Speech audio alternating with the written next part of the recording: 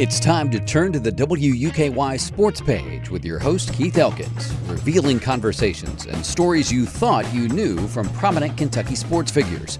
Now, here once again is Keith Elkins. Lloyd Gardner is with us today. He has enjoyed an amazing life in basketball and is still active today. He is a member of the Kentucky Sports Hall of Fame, a member of the Kentucky High School Athletic Association Hall of Fame. He coached Fairdale High School to the 1994 Boys State Championship, and he continues to coordinate the King of the Bluegrass tournament, one of the leading high school tournaments in the country since he organized it at first in 1981. Before all of that, he was the trainer, equipment manager, and traveling secretary of the Kentucky Colonels, who won the ABA championship 50 years ago, May of 1975. He is the author, along with Gary West, of the book Kentucky Colonels of the American Basketball Association, The Real Story of a Team Left Behind, and also the book Shots from the Sidelines, about 500 photos of the Colonels, and he wrote the captions for all of those, providing memories for Kentucky Colonels fans. Now, he has the first-hand memories and also the memorabilia from the Colonels, who played only one more season after that championship year. Lloyd, it's great to have you with us, and thanks for doing this today. Well, I really appreciate you having me on, and it's always great talking about the history of sports in Kentucky, particularly basketball. I think it's every coach's dream to win the state championship in basketball in Kentucky because it is the king of the state. And I was so blessed to be an assistant coach on two teams with Stanley Harden and back-to-back in 1991. And then Stanley went on to South Carolina as assistant, and I took over and was fortunate enough to have enough great athletes in 1994 to win the state championship the last time anybody won it in Freedom Hall. That's right. That was the last one played at Freedom Hall. You had a great game against Dunbar in the championship game, and a memorable game to be sure. And like you say, that's a treasured memory for any coach who takes his team to the Boys State High School Championship in Kentucky. It's still a special event after all these many years. Well, it was very, very special, and Keith, from doing so many state tournaments that nobody wanted to ever play Bobby Keith. Mm-hmm. We drew Clay County the very first game, and it happened to be the year that Bobby Keith announced his retirement. Uh-oh. I said, my gosh, what have I got myself into? But Bobby and I were very, very good friends. We talked before the game, and we embraced and hugged and shook hands at half court before the game, and we both said, we'll meet you right here, win or lose after the game, Bobby. Good luck, and let's have a great game tonight. So we started out with a big, big win against the coach who I guess was loved by more people in Kentucky than anybody else if your team wasn't playing.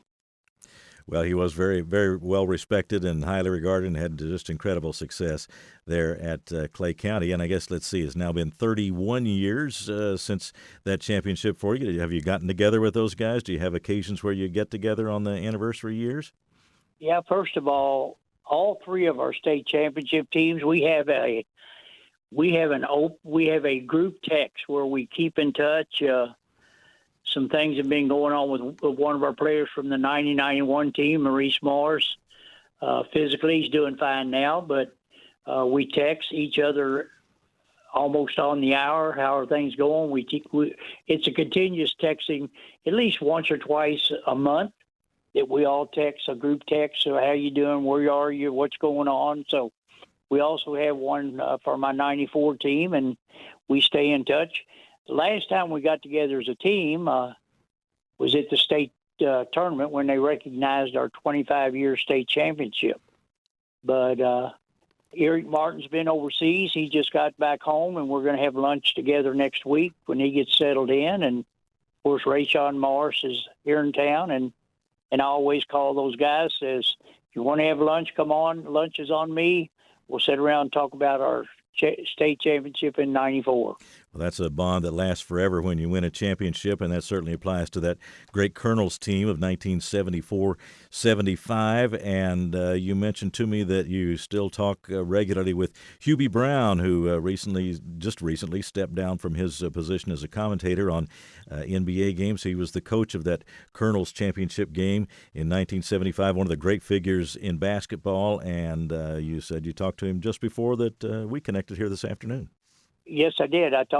Matter of fact, I got off the phone. I'm going to call him back whenever we're finished. He lives alone now. He's in Atlanta, and he has some health issues, but he's doing much better. He has a physical therapist trainer and a physical fitness trainer that's really been helping him get in the pool and do some exercises, helping with his balance. So I was really glad to hear that today. But I work for all 7 coaches and with the Kentucky Colonels, plus I was with Mr. Diddle and Johnny Oldham, 2 great coaches. But for the 7 pro coaches I worked for, Hubie knew more than all of them. So I give a lot of my success to Hubie and the people that I was around. Even Mike Storin, who was a general manager, taught us the business of basketball. It's been so valuable in running the King of Bluegrass and in being able to do the things that are not X's and O's to make that successful over the years. And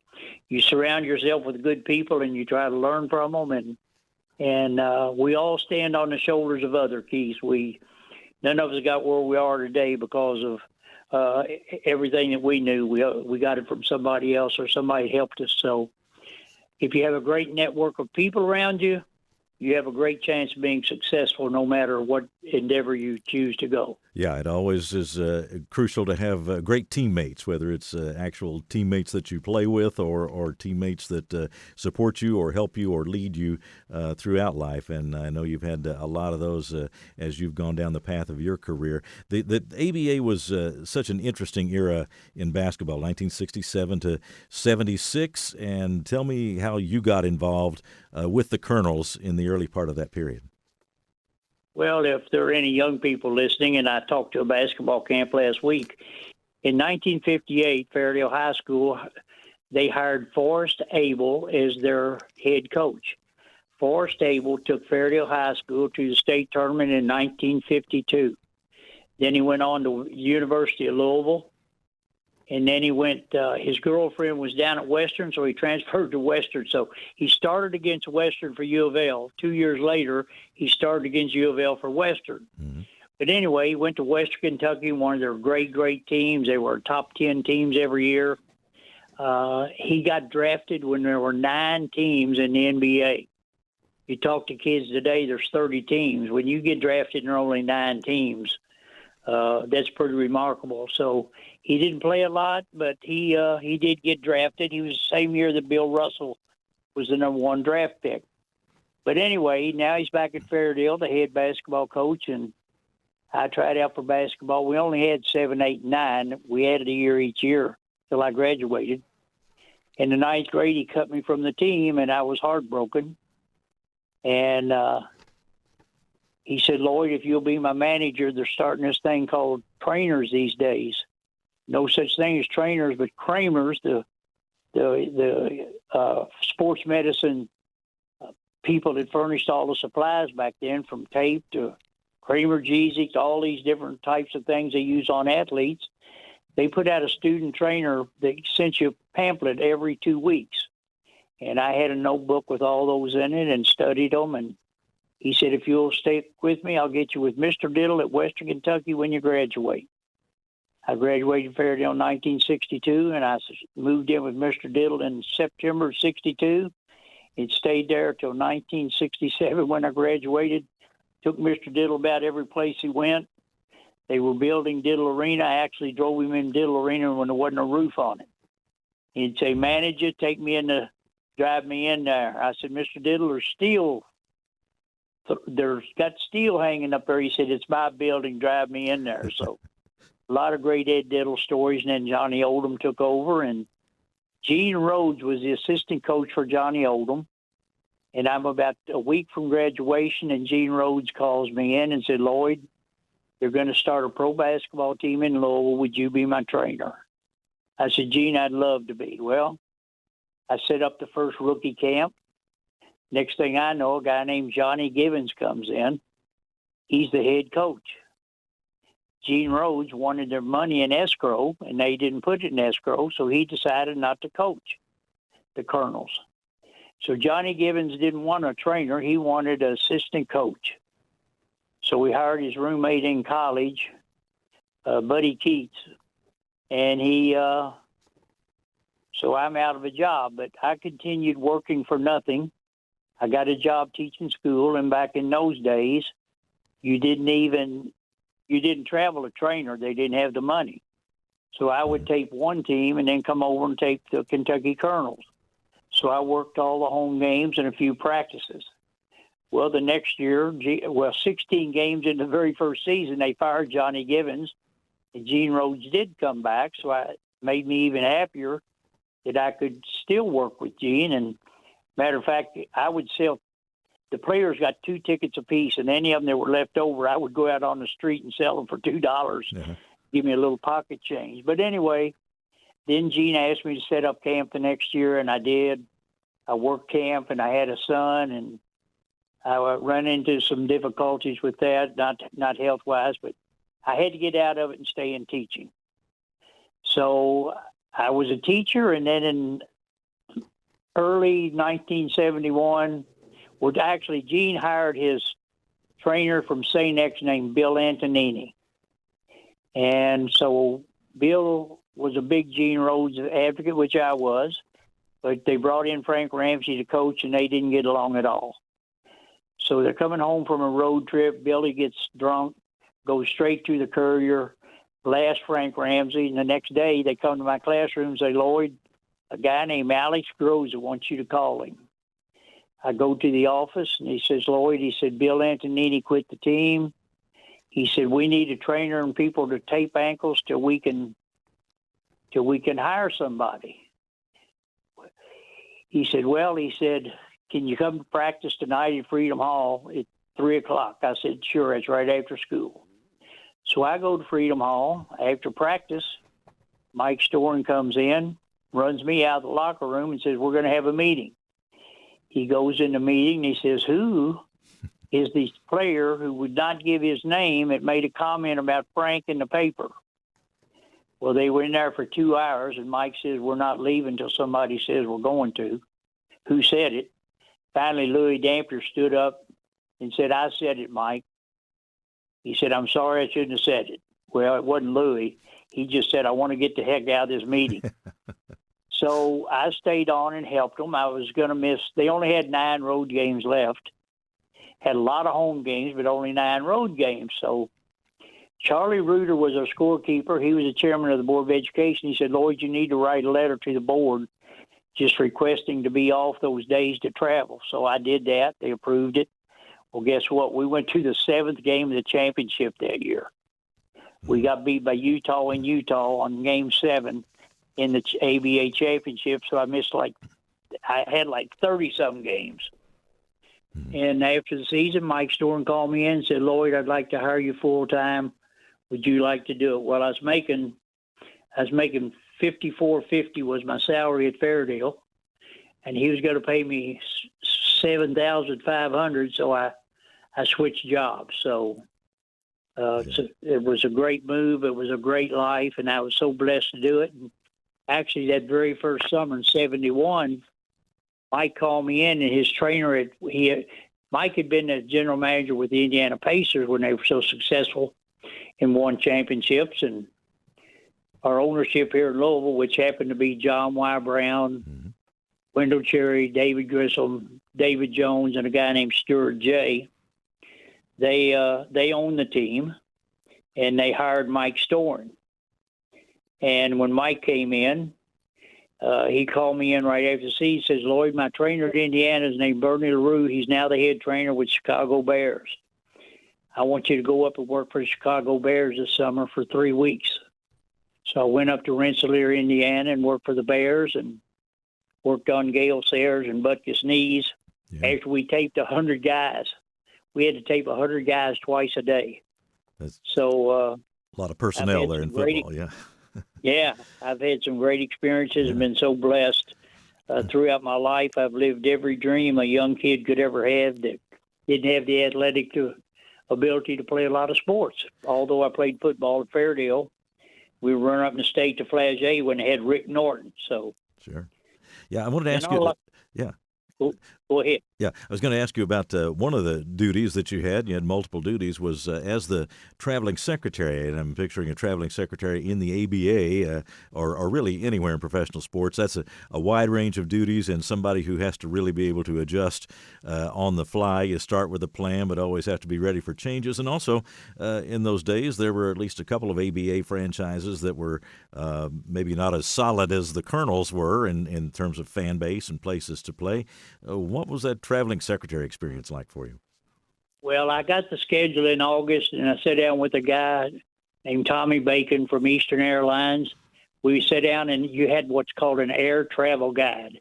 It was about the size of a phone book. Big, thick book. And you would look in there. Let's say you're going to Salt Lake City. You try to find the cheapest, the quickest, the best flights you could get, like from Louisville to Chicago to Salt Lake City. You made the reservation. And then you got to get from Salt Lake City maybe to San Diego or wherever.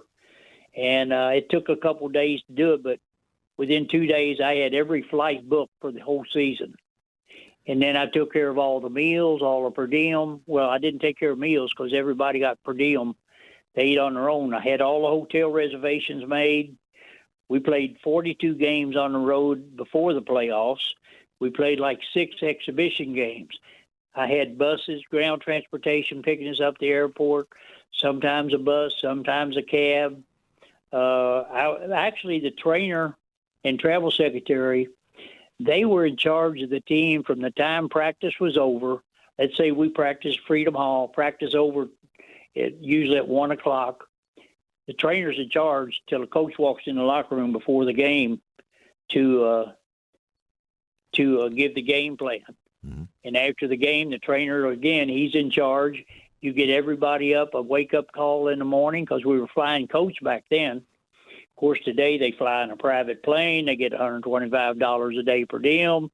They don't carry their bags. They all sleep in a single room. Well, back then, it's 2 to a room. You traveled coach. But I had what's called a group ticket.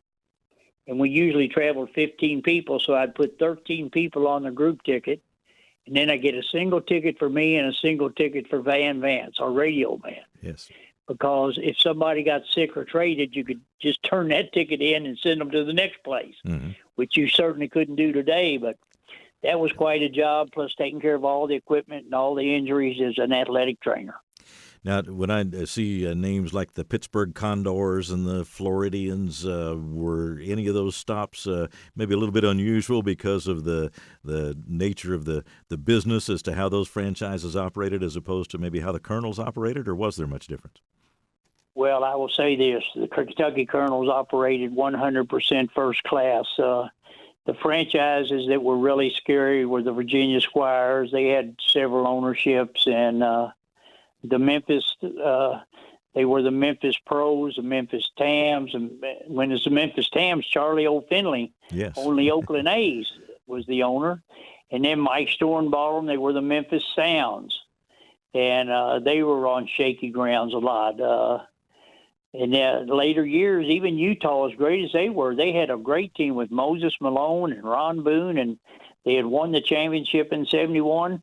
They ended up getting shaky, but the Carolina Cougars had a great team with Billy Cunningham. They were huge in the ABA, and they moved to St. Louis where they had Marvin Barnes and Caldwell Jones and Maurice Lucas and a lot of the Indiana Pacers. Moses Malone even ended up there, but there was a lot of moving around, and you would hear guys from Virginia saying, well, I don't know if I'll get a paycheck next week. They would talk to our guys after the game, and but as far as the Colonels, we were never really threatened to not get a paycheck or not be treated with first class because Mike Storm was certainly a first-class person.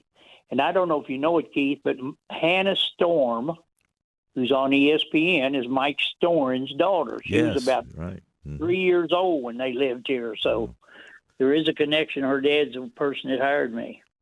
You mentioned some of the names of the players around the league, and it became apparent that these were guys who could play at the NBA level as well, and that a lot of these players certainly could be stars in the NBA. And of course, the year the Colonels won, the co-MVPs, am I correct here? Julius Erving and George McGinnis.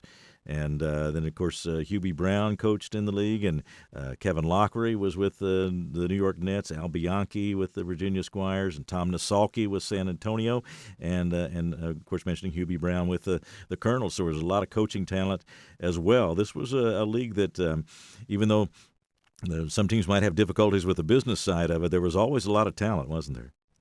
Well, there's not any question. Matter of fact, the very first year of the merger, the ABA folded on June the 16th, 1976, and took about 15 minutes to fold the league. And but the very next year, the NBA All-Star game, the first year after the merger, of the 24 players, 10 of them were ABA guys that came right out of the ABA, because the talent was just as equal. We had fewer teams, but the talent was much better.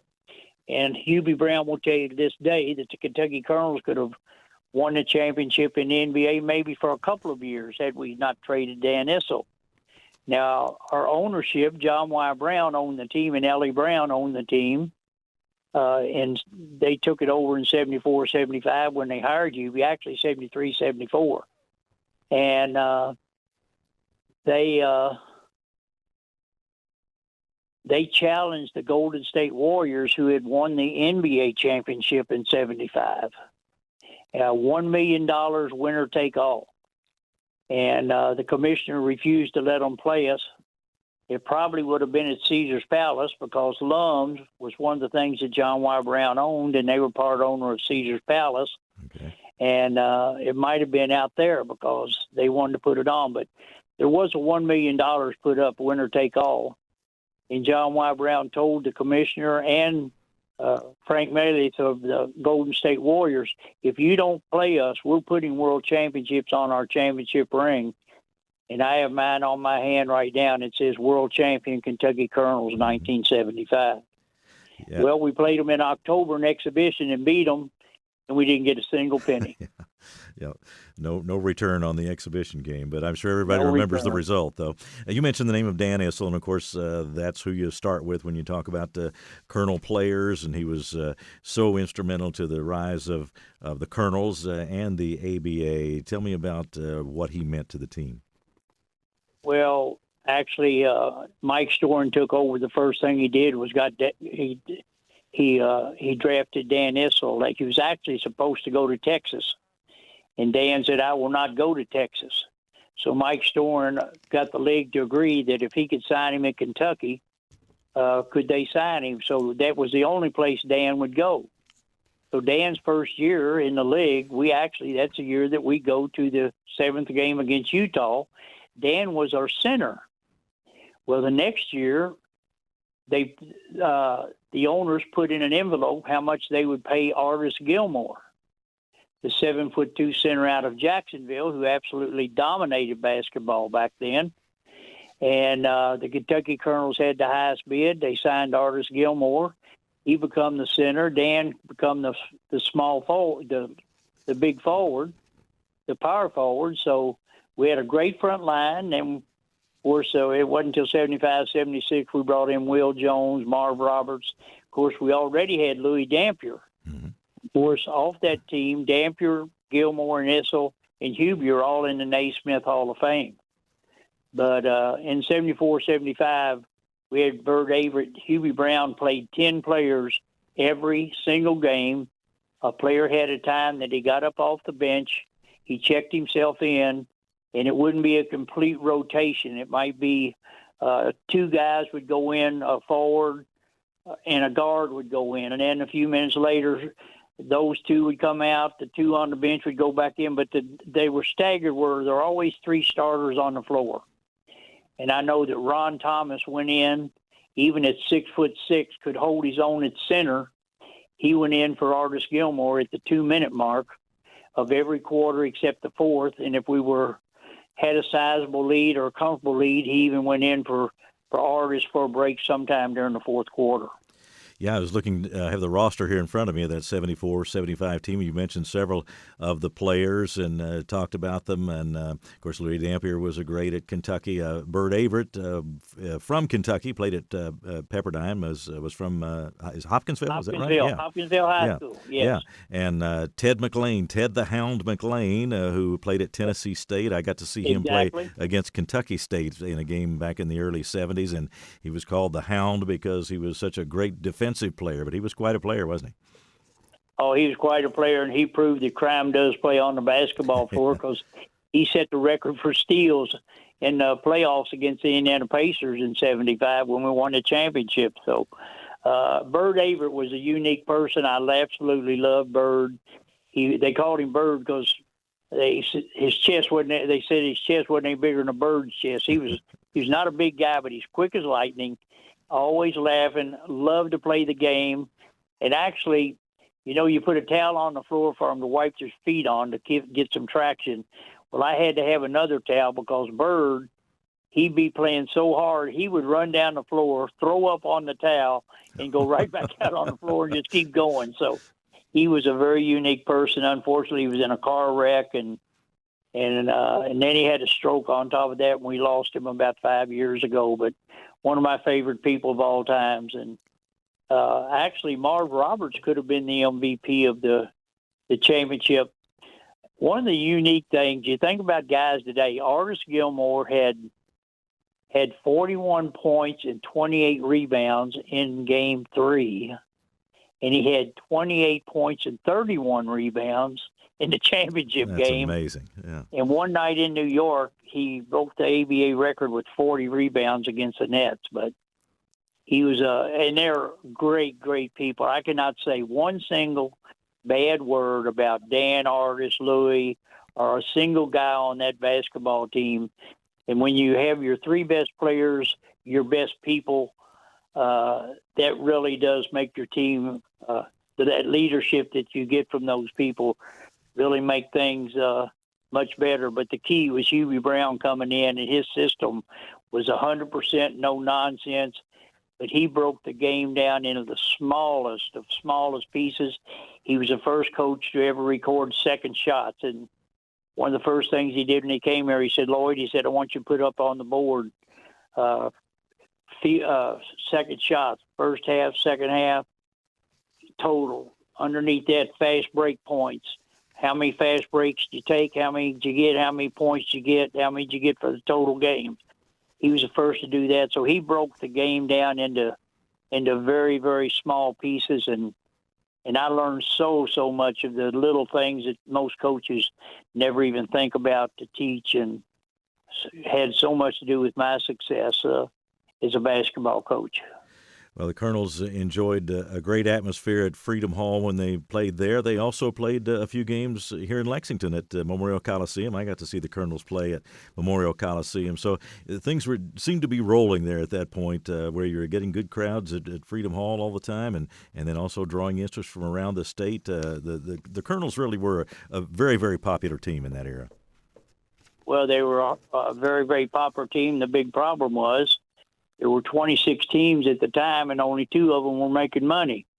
And that was the Milwaukee Bucks, because they just won the world championship with Kareem. They had Oscar Robertson, that great team. And then the Los Angeles Lakers, of course, they had Elgin Baylor, Jerry West, and Wilt Chamberlain. So out of 26 teams, those were the only 2 making any money. And the reason that the ABA didn't get the recognition it should have was the fact that we didn't have a national television contract. And there were a number of games, NBA, ABA exhibitions, and believe me, the NBA played hard. They weren't exhibitions, they were games, because they did not want to lose to an ABA team. And the ABA held a sizable margin of victories over the NBA teams. And it's one of the reasons that they really forced the merger. I was going to ask you about the ending of it all. The Colonels only played one more season after the championship year. How, from your perspective, how did things come to an end there after that 75-76 season? Well, it was very, very unfair. First of all, the Kentucky Colonels actually won the championship. John Y. Brown, decided he's going to trade Dan or Artis. And Dan had just built a brand new home here in Louisville, a huge, beautiful home here in Louisville, and they just moved into it. And we had a big party out there, home warm him. And next thing you know, he trades Dan Issel in the middle of the summer. Matter of fact, Dan was on a tour. I think he was in Japan when he got traded. And it was the first year of busing, which wasn't a good thing. And the people just started canceling their season tickets one right after another. So financially, it really caused us to take a hit. And we would have taken the same hit had we gotten rid of Artis, but things went down. But the real key to the ABA folding was everybody in the ABA ownership signed a paper that they would not go out on their own and deal with an NBA merger. Well, those 4 teams did: San Antonio, Denver, Indiana Pacers, and the New York Nets. So the Colonels got left out. And so the next thing you know, the team folded. As a matter of fact, there's going to be a documentary coming out. It premiered in Indiana this week, and I actually had a event here in Louisville at the request of the producer in Indiana. We had it down at the Slugger Museum, had about 50 people. It's called The Waiting Game. And it just startled me because I thought I knew most of the history of the ABA, but it didn't come out till this documentary came out called The Waiting Game. And what happened, a player named Jumbo Eakins, E-A-K-I-N-S, Eakins played for Virginia and then got traded to New York with Dr. J. Well, Jumbo was the president of the Player Association. So during this merger, as we'll call it, they sent Jumbo Eakins and Doc the papers, and they were to read through it. Well, they sent the papers back and requested a few changes, and then they sent it back to them and said you only have 3 hours to approve it or deny it.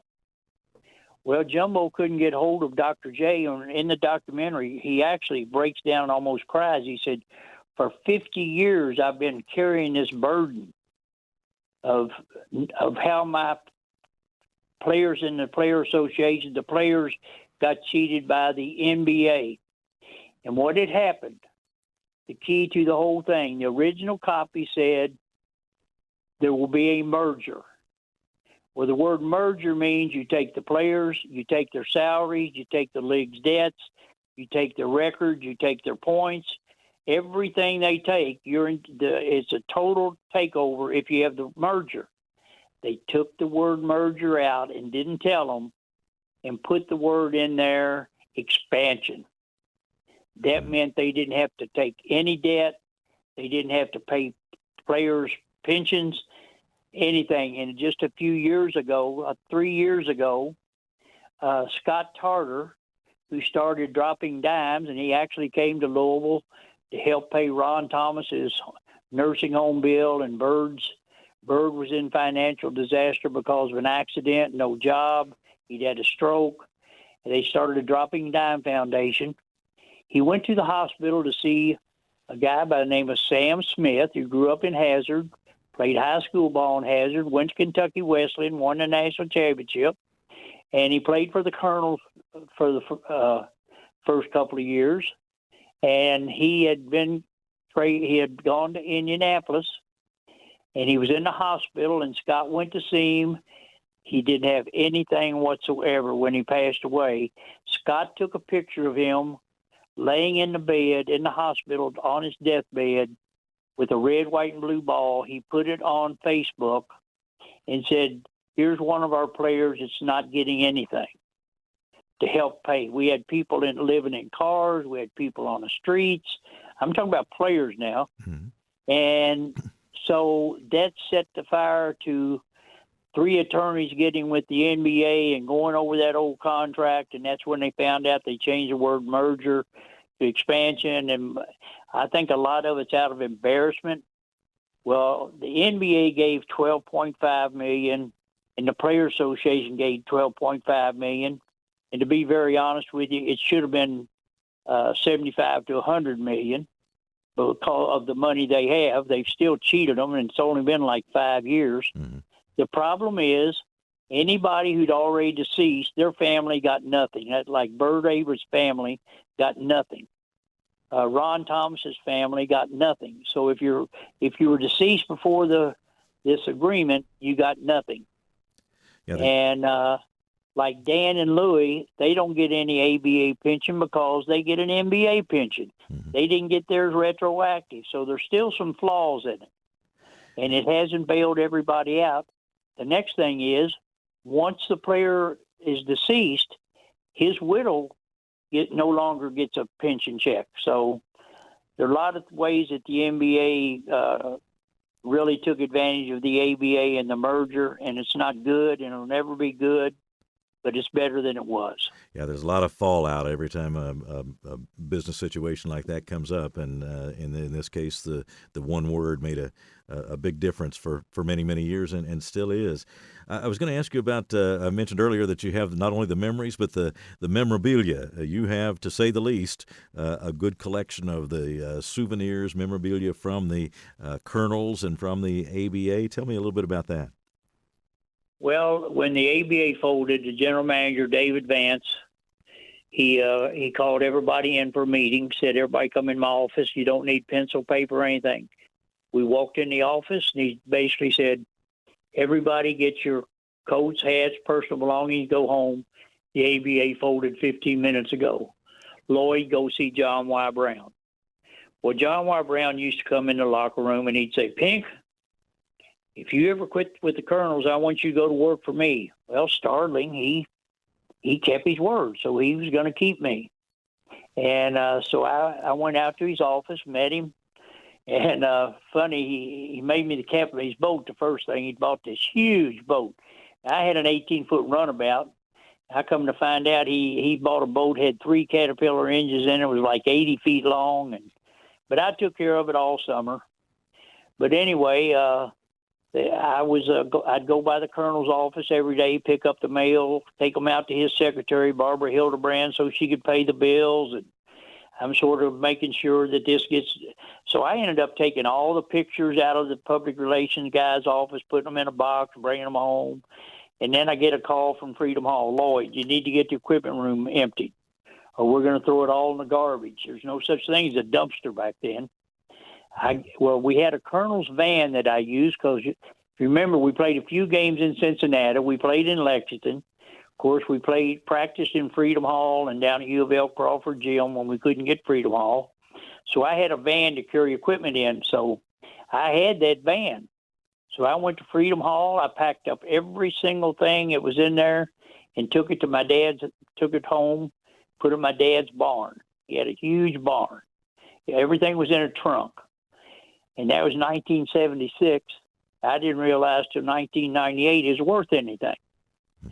So I gave uniforms away. I had about 12 basketballs. My kids ruined 2 basketballs in their driveway before I realized it was worth $2,500. Yeah. Ellie Brown called and wanted some basketballs, and I would give friends basketballs.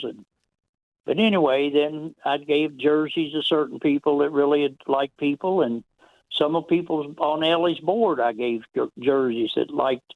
One of them really liked Wendell Ladner, so I gave her one of Ladner's jerseys. But I kept this stuff, and the guy one time said, Lloyd, that stuff's worth money. I said, what? So I ended up, I sold an Issel jersey, Keith, for $320 in 1998. About 10 years ago, it brought $58,800 at auction. Wow. Oh, my goodness.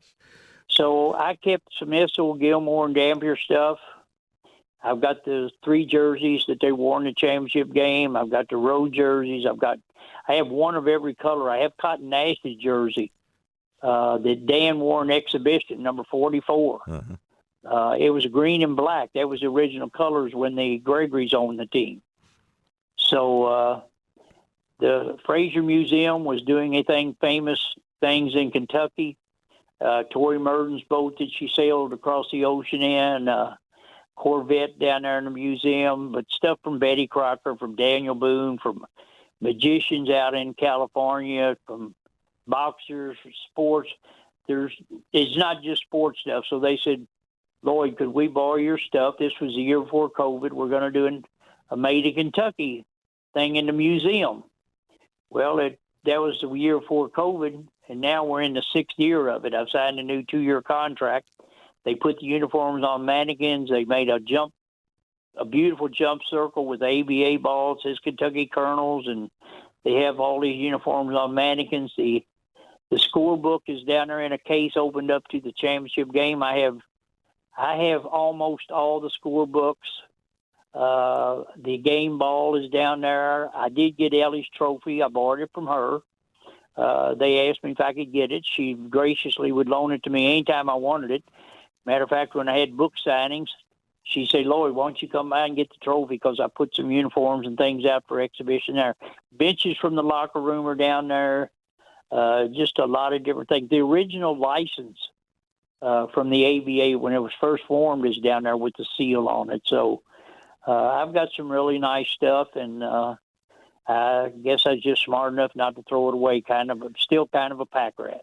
Oh yeah, well that's a good thing. Basketball fans will appreciate that. Tell me the location again. I mean, is that public available to public?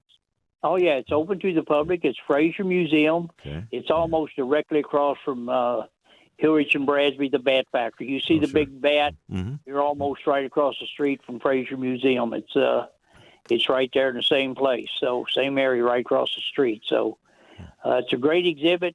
It'll take you a couple hours. You can go in there 5 minutes, 30 minutes, or you can see everything that they've got displayed, made famous in Kentucky. Like I said, Tory Merton's boat's still down there, and a lot of other things. Just a couple other things here before we wrap up. I wanted to ask you about. You mentioned Allie Brown, and of course the all-female board of directors. The Colonels famously had that for a period of time. Tell me a little bit about that. And also, I had in my Colonels magazine in 73, 74 the picture of the all-female board of directors, but then later in a listing of the board of directors, there's one male name in there, and it's Adolph Rupp, who I guess was mostly ceremonial, but was appointed a vice chairman of the board. So tell me about the all-female board and also the addition of Coach Rupp to the board. Well, of course, John White said that Ellie Brown was the president and owner of the team, and one of the most beautiful, gracious, unbelievable people, and we were friends till the day they buried her. Back within the last year, just a great person. And Ellie said, we're gonna go around this community. She got a bunch of very, very successful business women here in town. They were either part owners of a business or their husband was a big owner of a business here in town, and they were very active in it. They were had a lot to do with the Derby festival and different events, and they would have teas, they would have parties, and their primary thing was to sell season tickets and get this town back involved. And with her being a female, it was huge, and a name that you'll remember, but most people won't. Haywood Hale Broon came to Louisville and interviewed her. Dinah Shore had her on in New York. She went to Toots Shores in New York City for press conferences. Of course, Howard Cosell was one of John Wye's best friends, Jimmy the Greek, and it just opened so many doors by having that all-female board, the national publicity that they got, the national television that they got, and of course Adolph Rupp, she put him on the board. And it's funny, we're sitting there on the bench, and Adolph is like sitting on the front row directly across from the bench, and we hear the plays kind of slow down, but we hear a great big applause and screaming. And Hubie looks at me and he says, Pink, he says, Adolph Rupp's the only guy in the world can get up, go to the bathroom, get a standing ovation. Yep, I can imagine that happening. You mentioned there a couple of times that people referred to you as Pink, and that's a nickname you've carried for a long time. And I understand Dan Issel was one of the figures involved in having you get that tag of Pink. Tell me about that, if you would, please. Well, of course, my name is Lloyd, but Dan used to call me Floyd. And he would always tease Wendell Ladner. Dan was a real prankster, and so he called me Floyd. So we trade Bobby Croft, who you might remember played at Tennessee against Kentucky. Mm-hmm. Yeah. He played at Tennessee. We traded Bobby Croft to Denver for a guy named Dan Hester, who played at LSU with Pete Maravich.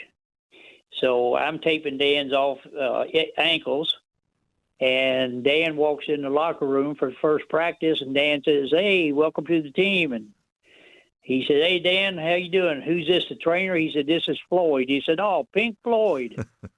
And from that day on, the word pink has stuck with me, as particularly in pro basketball and in sports. It's kind of died down, of course, at the high school level, but still people address me as Pink on the streets. And when I go to different places, I was at an event up with the Pacers about 2 months ago. I got invited up because Bob Costas was a guest speaker, and he invited us up. As soon as he walked in, he says, "Hey, Pink, how you doing?" And I sat at the table with Darnell Hellman, Steve Green, Dave Roby's, all ABA players, and we had a great night up there. But that's how I got the name Pink.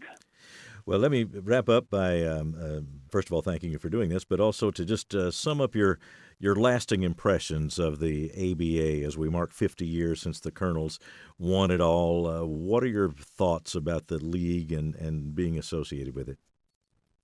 Well, first of all, I feel very blessed. I remember growing up as a kid, had a black and white TV, and usually the only games you would ever get on TV would be the Knicks and the Celtics. And I would see the trainer, one of the only trainers in the NBA back then was Danny Whalen for the Knicks. He always had on his blue top, his white pants, and sitting on the bench. And as a 9th, 10th grader, I dreamed of ever doing that. Thought never, ever, ever thought I would be able to do that. And then the next thing you know, I've been to both Madison Square Gardens, the old and the new, and I've sat on that bench in Madison Square Garden 3 or 4 times. We played several games in Madison Square Gardens, particularly exhibition games, maybe a doubleheader. But the ABA was special, and those guys are still to this day very, very tight. In other words, when I'm around the Pacers, they treat me like I was a part of the Pacers, and everything's likewise. The league was very, very close. We were always pulling for each other. They were always trying to get to the next level and try to make sure that we could hold our own with the NBA. So I was actually offered the job when John Wyatt traded the Boston Celtics. He traded the Buffalo Braves for the Boston Celtics. Yeah, the entire franchise, right? Yeah. Well, Herb Levine owned the Celtics, and he always wanted a team in San Diego. So John Wyatt traded Buffalo, which you knew he couldn't take Boston out of Boston. Mm-hmm. So he traded Buffalo for Boston. They took Buffalo to San Diego, and that's the Clippers today. Started out the San Diego Clippers, but so John Wyatt owned the Celtics, and he said, "Lloyd, would you like to be the trainer for the Celtics?" And I said, "John, what are you going to do with my friend Marie Melchior, your trainer?" He said, "Well, Lloyd, I'll fire him, bring you in." I said, "Well, if you're going to fire my friend, I won't do it." So long story short, I worked for John Wyatt, a couple of things. He treated me great. I wasn't sure what I was going to do. A job came open at Fairdale, and they said, "You want it?" I took it in a hurry, and I never looked back. It's the best thing I've ever done. I've lived a dream both as a pro trainer and travel secretary and all of that. Been on a championship team with the Colonels. Been on 3 state championships at Fairdale. Won my own team. Took 3 teams to the state tournament. I lived a dream. I worked for the Chicago Bears in the summer and worked on Gale Sayers and Butkus and those guys. And there's not a single thing that I could ever want to do in my life that I haven't been able to do that I dreamed about as a kid. Well, as I said in the open, it's been an amazing life that is still very much active, and congratulations on all the accomplishments and everything yet to come. And, of course, congratulations on being recognized for all that you've been a part of over the years, and certainly thanks very much for taking time today to talk with us. Well, I really appreciate it, and it's really great talking to you because that voice brings back a lot of memories because I had the games taped. Matter of fact, I think the best team we played in the state tournament was actually probably Muhlenberg North. Although we played Dunbar in the championship, and Coach Watson, great people. Of course, both teams were a little tired that night, but your voice on the calling the games back then and today hasn't changed a bit. You all did an awesome job. But I took the tapes and had them made for my championship team. Real quick, I saved all the jerseys from the 3 state championship teams. 25 years later, I got them all out. I took the jersey that they wore in the championship game. We had them framed, 90, 91. Put little markers on which team you were in. Were you on 90, 91, just 90, 91? I had 2 kids that was 91, 94. But all 3 teams got the jersey they played in. Then we gave them the other jersey, the trunks, warm up, and everything that went with them, because I locked them up and put them away so we could honor those guys. And I also gave them tapes of the championship game and the Muhlenberg North game. Well, I appreciate that very much. It's great to know that they are looking at our tapes as part of their memories of some really great times in their lives, and appreciate you. And I know they do in supplying all those memories and helping to just keep it all alive as you remember those championship teams and all the great accomplishments through the years in basketball. And again, thanks so much for doing this today. Well, thank you for having me. It's been a real pleasure, and I appreciate all that you're doing, and just keep up the great work. You do an awesome job. You've been listening to the WUKY Sports Page with your host, Keith Elkins, an exclusive podcast from 91.3 WUKY, produced at the WUKY studios by Alan Lytle. Our theme music is Peanut Butter and Jam by Illogical Bit, available at soundcloud.com/illogicalbit. Subscribe to the Sports Page through iTunes, Google Play, or at our website, wuky.org.